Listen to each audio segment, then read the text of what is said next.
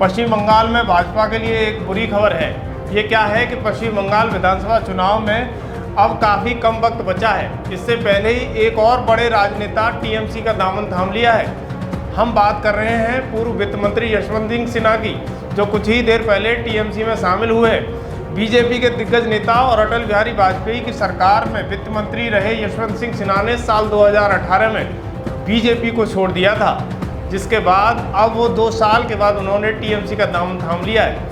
भाजपा के शुरुआती दौर में उन्हें पार्टी का प्रवक्ता बनाया गया था, लेकिन अटल बिहारी वाजपेयी की सरकार में उन्हें वित्त मंत्री की कुर्सी दी गई थी और साल 2004 में आखिरकार उन्हें विदेश मंत्री के पद पर जिम्मेदारी दी गई थी। वह पार्टी के उपाध्यक्ष भी रह चुके हैं, लेकिन साल 2009 में उन्होंने पार्टी के उपाध्यक्ष पद से इस्तीफा दे दिया। टीएमसी का दामन थामने के बाद यशवंत सिंह सिन्हा ने मोदी सरकार पर हमला बोलते हुए कहा है कि सत्तारूढ़ पार्टी का एक ही मकसद है, जहां भी हो चुनाव हो उसे जीतना जरूरी है।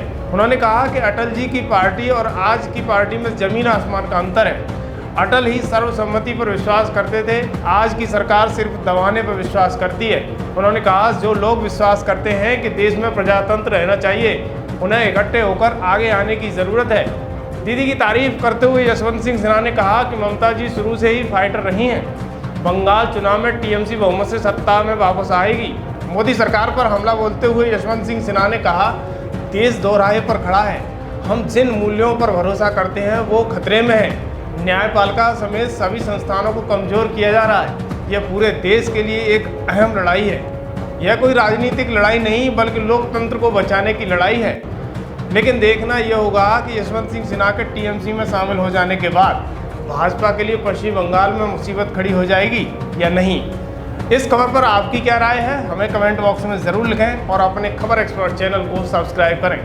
धन्यवाद। क्या आपका बिजनेस नहीं चल रहा? क्या आपके पास कोई ग्राहक नहीं आ रहा? तो घबराइए मत। टोमिंडर ऐप आपको रोजगार की 100% गारंटी देता है, साथ ही सर्विस भी, वो भी घर बैठे। अगर आप किसी प्रकार के सर्विसमैन हैं, जैसे electrician, plumber, carpenter, fridge repairer, AC repairer, washing machine repairer, mechanic वगैरह, तो आप टोमिंडर ऐप में सर्विस प्रोवाइडर में रजिस्टर हो जाइए और उसके बाद आप भी पैसा कमाइए, वो भी हर बुकिंग पर। तो डाउनलोड कीजिए अभी टोमिंडर ऐप। साथ ही अगर किसी व्यक्ति को किसी भी प्रकार की सर्विसेज की आवश्यकता हो तो यूज एज कस्टमर में लॉगिन कीजिए और घर बैठे पाएं हर प्रकार की सर्विसेज। तो सही है ना, टोमिंडर रोजगार भी और सेवा भी। तो देर किस बात की, अभी डाउनलोड कीजिए टोमिंडर ऐप।